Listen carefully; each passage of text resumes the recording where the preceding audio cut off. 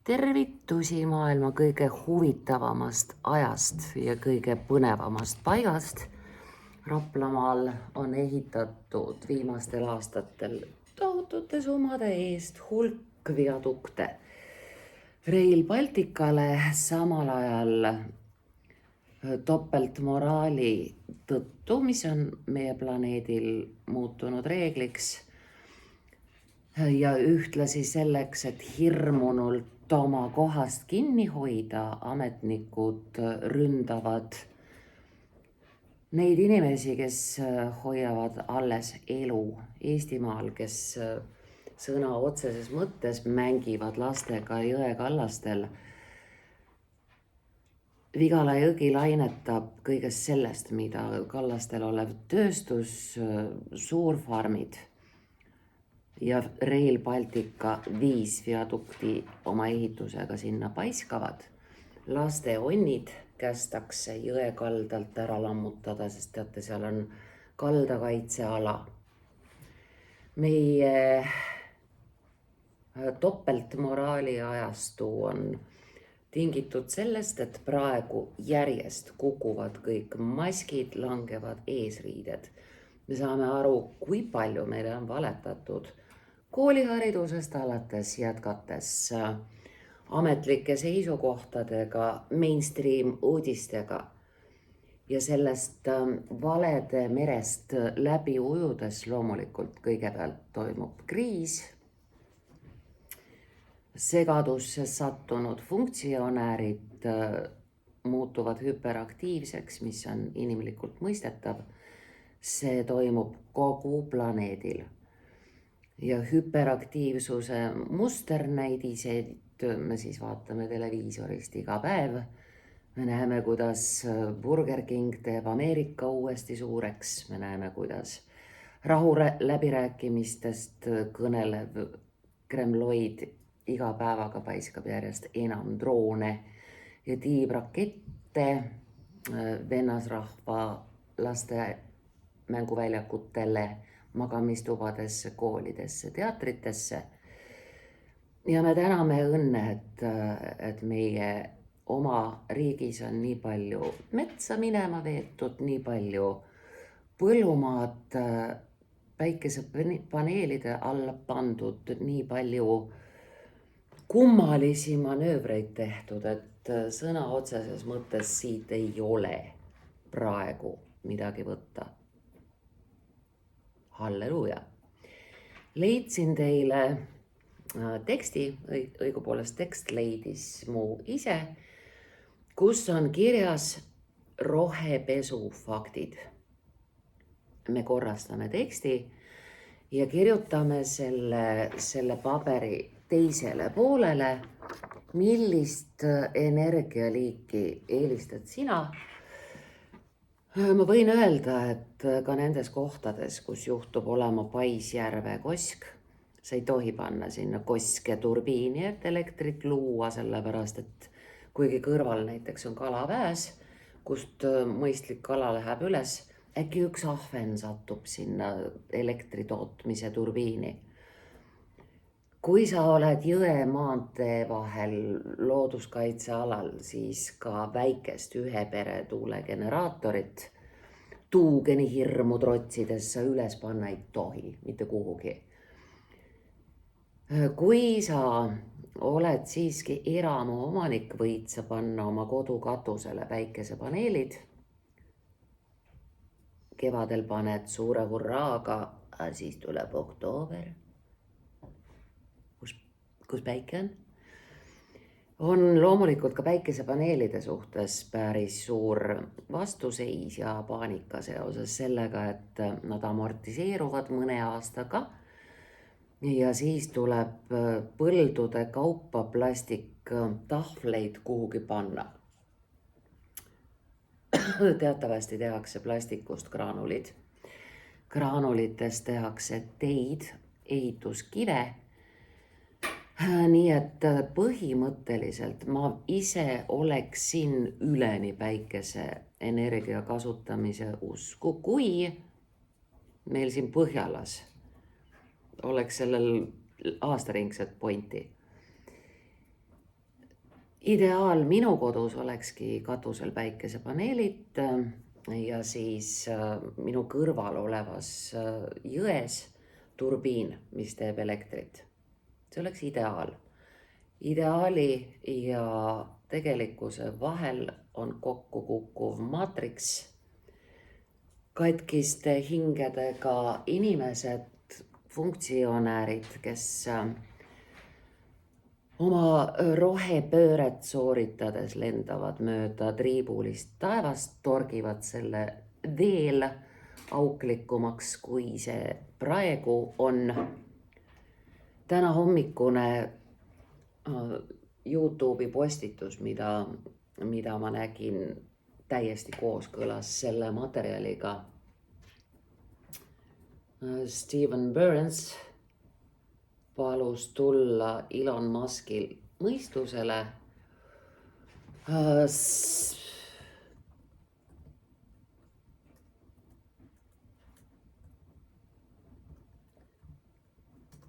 ja lõpetada ära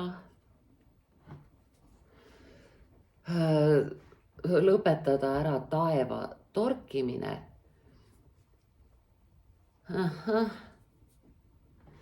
Noh, see on nüüd küll kena taustapilt ju.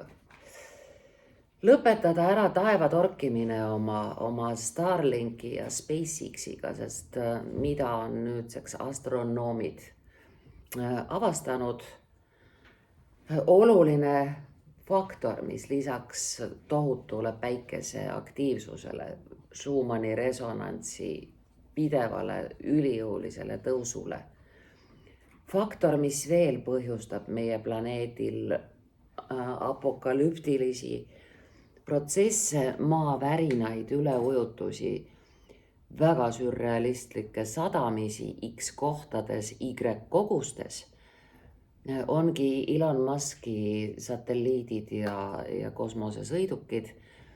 Asi, mis on tekkinud meie atmosfääri ümber. Selle nimi on siis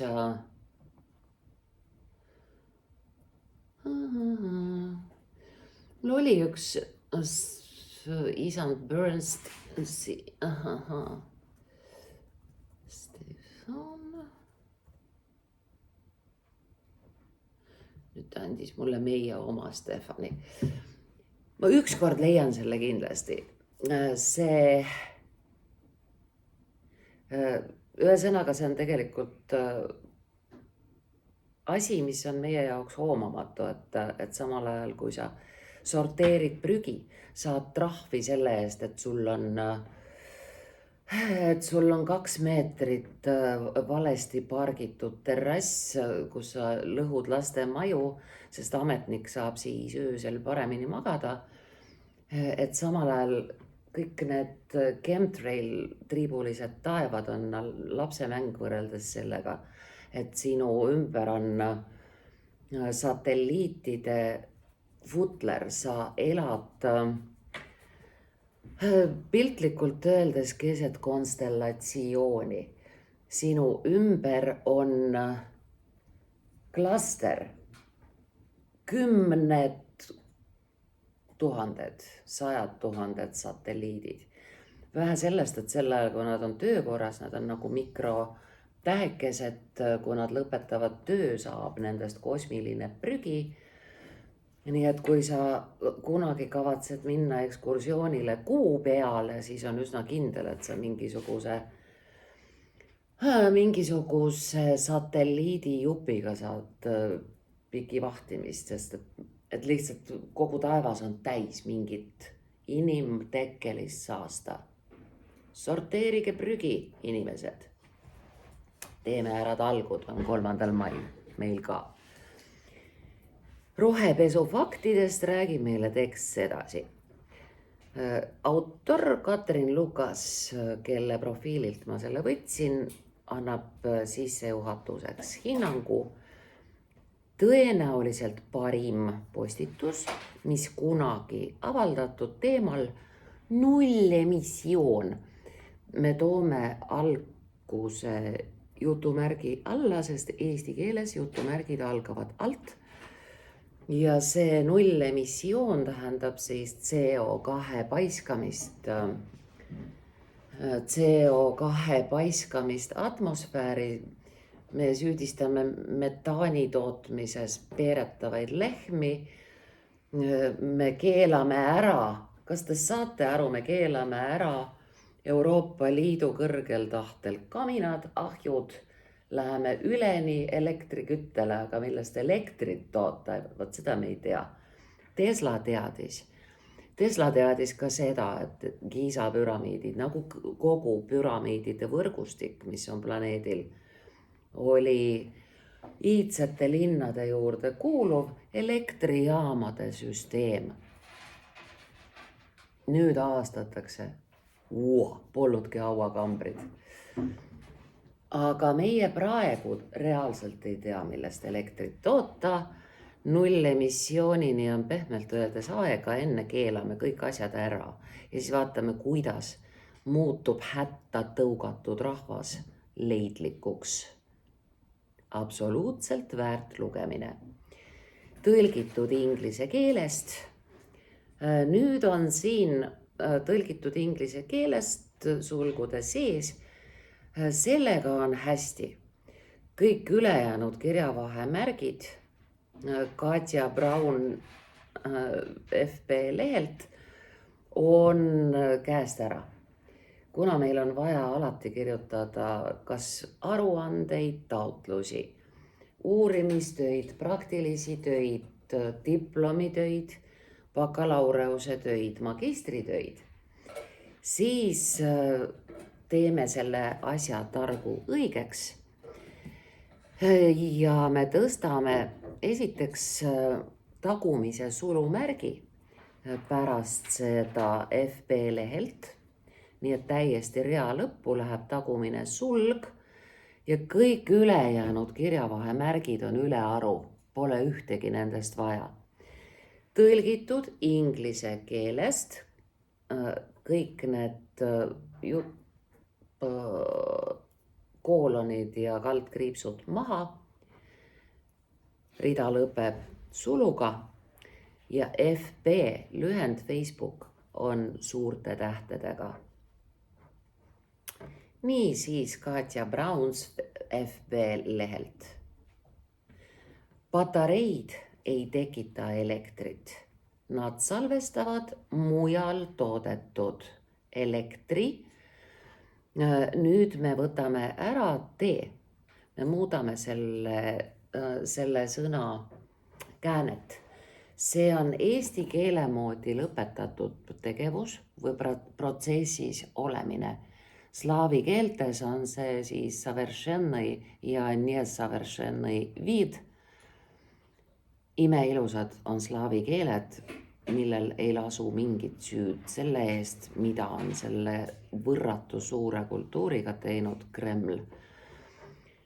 Eesti keele moodi, nagu te näete, elektrit, mida, see tähendab, et toimub protsess. Toimub elektri tootmine, ma toodan elektrit, ma salvestan elektrit, ma avan ust. See tähendab, et ma just praegu avan. Aga kui ma avan ukse, siis on uks avatud. Protsess on lõppenud. Ja see on ka see põhjus, miks salvestavad mujal toodetud elektri. See on tehtud. Sul muidu peaks see patarei kogu aeg salvestama mujal toodetud elektrit. Ta peaks uhama tööd teha, aga tema töö on tehtud. Ta on selle juba ära salvestanud. Nii siis nad salvestavad mujal toodetud elektri, eriti kivisöe, uraani, maagaasil töötavate elektrijaamade või diiselmootoriga generaatorite kaudu. Nii et väide, et elektriauto on nullheitega sõiduk, ei vasta üldse tõele. See on imeline lause kui õppematerjal oma täiuslikkuses. Selles lauses on 2 korda sõna et. Teile on tehtud puust ja punaseks ette tõsiasi, et on olemas üks kaduv väike osa sõna et, mille ette ei käi koma. Nii et on ilma komata. Väide, koma, et on see tavaline komaga et. Kuna USAs toodetud elektrist pärineb 40% söeelektrijaamadest. Nüüd te näete, elektrijaamad ei pärine elektrist. Selleks, et saada see lause korda, me muudame ära tegusõna. USAs toodetud elektril töötab 40% söeelektrijaamadest. Siis seega 40% maanteel olevatest elektriautodest. Nüüd me ei saa öelda on kivisöel, see on nii slaavi kui inglisekeelne väljend. Siis me saame öelda, et nad elektriautodest toimivad kivisöel. No vot, siis on meil töötab ja toimib ja me ei ole korranud sama sõna ka. Elektriautodest toimib kivisöel, lause lõpus punkt. Aga see pole veel kõik. Kes teist koma elevil elektriautode ja rohepöörde pärast?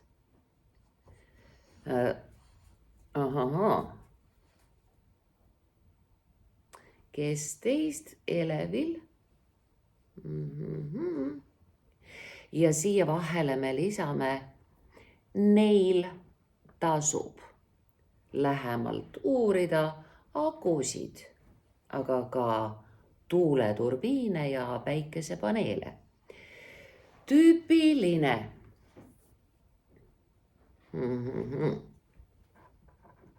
Elektriauto aku kaalub 1000 naela. Umbes kohvri suurune. Me lisame ka teisele lause poolele tegusõna, sest reaalselt eesti keeles lauset ei ole olemas, kui seal ei ole tegusõna. Kaalub 1000 naela ja on, koma ei ole vaja, ja on umbes kohvri suurune. Kuna on umbes kohvri suurune, ei kirjuta me kokku kohvri suurune. Ilma laiendita oleks koos. See sisaldab 25 naela liitiumi, 60 naela niklit, 44 naela mangaani, 30 naela koobaltit, 200 naela vaske, 400 naela alumiiniumi, terast ja plastikut. Nüüd sees on, vajab meil siiski täpsustust, mille sees. Ja me alustame seda lauset sõnaga aku. Aku sees. Aku sees on üle 6000 individuaalse liitium-ioonraku. Selleks, et me saaksime kogustest aru, me oskame fakte uurida. Üks nael kilogrammides. Niisiis nael,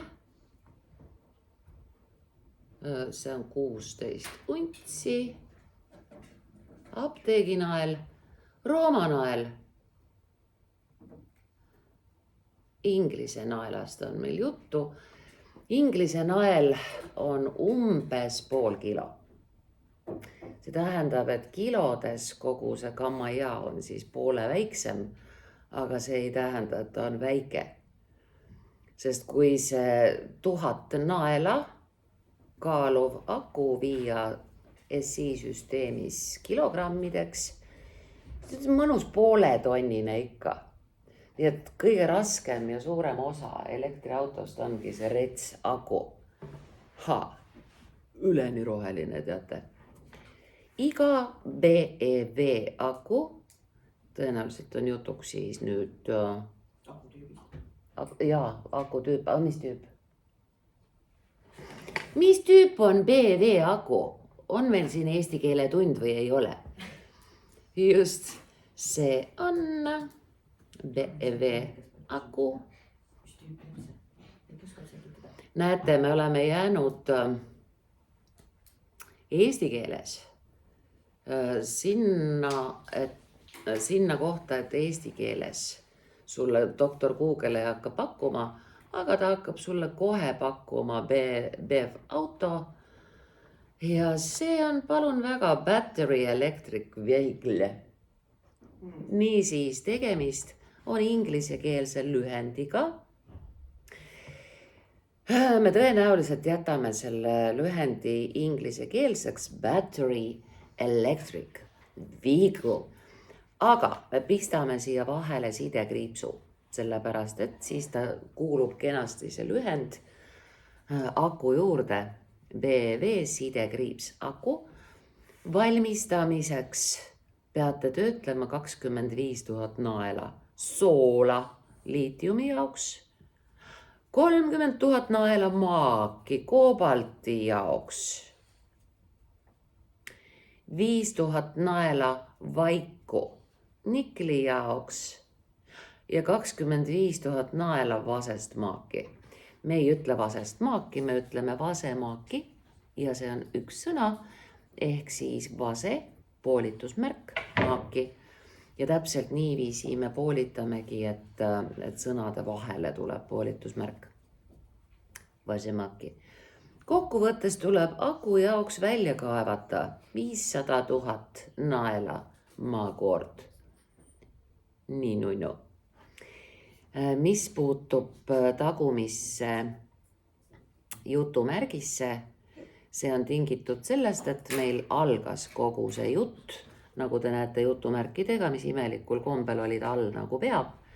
Nüüd see otsene kõne tsitaat lõpeb otsa pärast punkti ja enne jutumärki ei ole tühikut. Päikesesüsteemide peamine probleem on kemikaalid. Nüüd me muudame sõna päikesesüsteemid, sellepärast et meie kultuuriruumis päikesesüsteem on päike, selle ümber olevad planeedid ja kõik nendega kaasnevad satelliidid. Ja meie maa peal kõndivad ametnikud Ventseremas.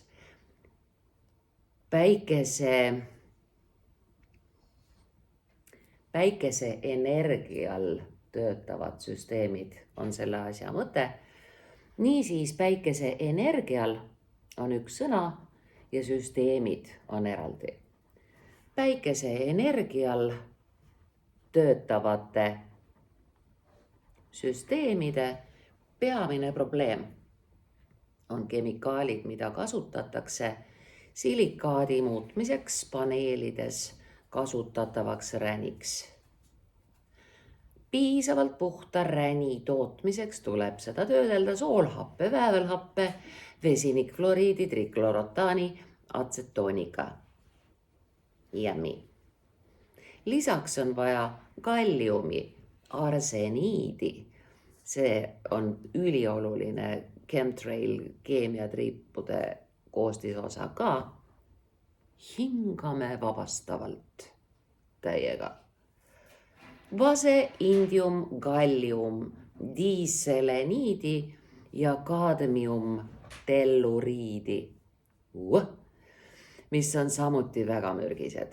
Ränitolm, üks sõna. Muidu on ta ränile kuuluv tolm.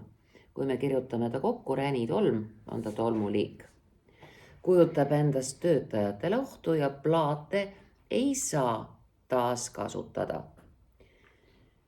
Räni, silikoon asetseb ka trenditeadlike daamide tisside sees.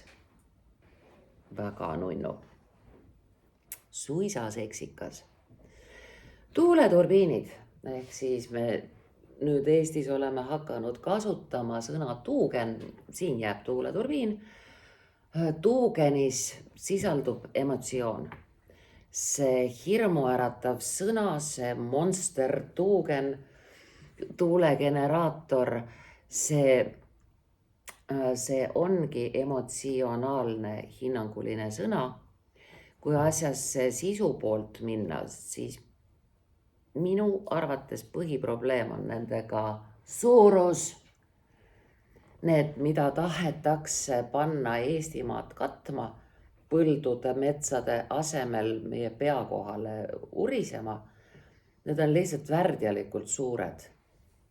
Väike tuulegenekas, kas ta on sul farmi juures, kodu juures, asulas kuskil sobivas nurgas, on hoopis teine tera, nii et need väikesed valtrad ja isegi praegu töötavad sõnajalgade Eleon turbiinid ei ole üldse õudsed. Ma olen neid näinud, kuulnud, sees käinud, mida iganes.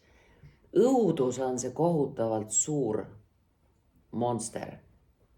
Aga inimesed on võtnud üldkehtiva suhtumise, et ka su katusel vihisel pisike vatine, eks ju, on, kui paha, sa saad sealt kohe kõik asjad külge, tead. Iga lind ka metsast tuleb ja lendab sul sinna sisse kindlasti. Ja.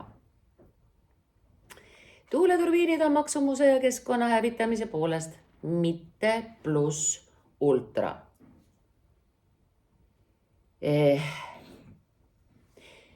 Nüüd on see hetk, et ma ei tea, mis see on. Mitte. See on selge.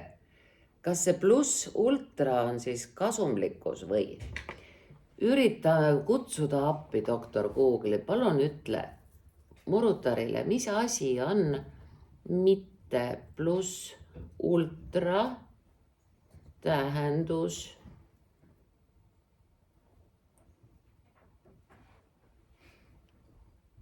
non pluss ultra. No näete. Ja kohe tuli siia Saksamaal purunes tuuliku laba, killud lendasid laiali. Kust robot teab, et ma seoses selle teemaga otsin. See on müstika. Telefon, arvuti kuulevad, et ma japatan siin tuulegenekatest ja nad selle sõna seletamiseks annavad mulle tuulegenekad. Keegi teab tõde jumala eest.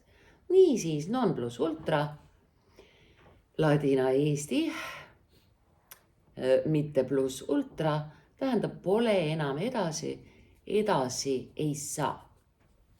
See viitab millegi lõppemisele või piirile. Ehk siis see mitte pluss ultra keskkonna hävitamise poolest tähendab seda, et see on halvim võimalik. Niimoodi kirjutamegi. As bad as it gets. Tuuleturbiinid on maksumuse ja keskkonna hävitamise poolest halvim võimalik lahendus. Sest otsetõlge oleks, et enam hullem olla ei saa, edasi ei saa. No see ongi ühesõnaga Jaak jalad põhjas. Iga tuuleveski kaalub 1688 tonni. Sulgudes see vastab 23 maja kaalule. Meid eestlasi meie skeptitsismis riivab see ebamäärane vastab 23 maja kaalule. Me paneme siia vahele keskmise. Vastab 23 keskmise maja kaalule ja sisaldab 1300 tonni betooni, 295 tonni terast, 48 tonni rauda, 24 tonni klaaskiudu ja raskesti võidetavat. Mitte võidetavat, vaid siis raskesti kättesaadavat. See gain inglise keeles ja eesti keeles tähendab, et sul on vaja seda kusagilt kaevandada, ehk siis raskesti kättesaadavat kirjutame lahku raskesti kättesaadavat haruldaste muldadega, mille pärast käib ka sõda Ukrainas. Neodüümi, praseodüümi ja dysprosiumi. Iga 3 terast kaalub 81 000 naela ja tema eluiga, muidu on naela eluiga, eks, ja tema eluiga on 15 kuni 20 aastat, pärast mida tuleb siis mitte need, vaid ta, sest me läksime ainsuse teed, iga nendest terast on ainsus, tema eluiga, järelikult pärast neid aastaid tuleb ta välja vahetada. Me ei saa kasutatud rootorilabasid. Rootorilaba üks sõna, näete, milles on erinevus. Kui on lahus kasutatud rootori, siis on rootor kasutatud. Kasutatud rootorilabasid, nüüd on jutuks laba, üks sõna. Taas kasutada nendel tehnoloogiatel võib kindlasti olla oma koht, kuid tuleb vaadata kaugemale emissioonivabaduse müüdist. Siin on läinud tõenäoliselt robotil vältevaheldus lappesse, me aitame ta järje peale. Emissioonivabaduse müüdist. Going green, jutumärgid eesti keeles algavad alt ja me jätame ta esimeses versioonis inglisekeelseks, et saada tuttavaks rahvusvahelise väljendiga. Going green võib kõlada utoopilise ideaalina, kuid kui vaadata varjatud ja põimitud kulusid realistlikult ja erapooletult, siis leiad, siin on pigem õige sõna, avastad, find out, avastad, siis avastad, et ja nüüd me teeme selle asja eestikeelseks. Teisel korral jutumärgid algavad alt ja eestikeelne väljend on roheliseks minemine. Nii nunnu. Eks see olegi see rohepüüri. Roheliseks Minemine, going green, roheliseks minemine teeb maakeskkonnale rohkem kahju, kui paistab. Ilma komata kui, see on võrdlev, kui me tõmbame koma maha, teeb maakeskkonnale rohkem kahju, kui paistab. Sõna on siia prantsatanud kosmosest, tõmbame selle lihtsalt maha. Ja autor Lady Browns vastab, võtab oma teksti kokku. Ma ei ole kaevandamise, elektrisõidukite, tuule sidekriips või päikeseenergia vastu. Ehk siis tuuleenergia või päikeseenergia sellesse sidekriipsiga. Aga ma näitan olukorra tegelikkust. Aga ei ole heas lause alustamise sõna. Ja tõmbame aga maha ja lause algab sõnaga ma. Näitan olukorra tegelikkust. Tekst oli nippa-nappa täitsa tore nii õigekeelsuse mõttes kui kohutavalt tore sisu mõttes. Ja pärast teksti toimetamist näeb välja selline. Tagumisele küljele sünnivad siis meie gümnasistide tekstid sellest ja sinu oma ka, milles sa tegelikult siis nüüd selle elektri ikkagi teed. Maaküte, ikka elekter, hüdroenergia, päike, tuul. Ja mis ikkagi seal Giza püramiidide all on? Tesla teab.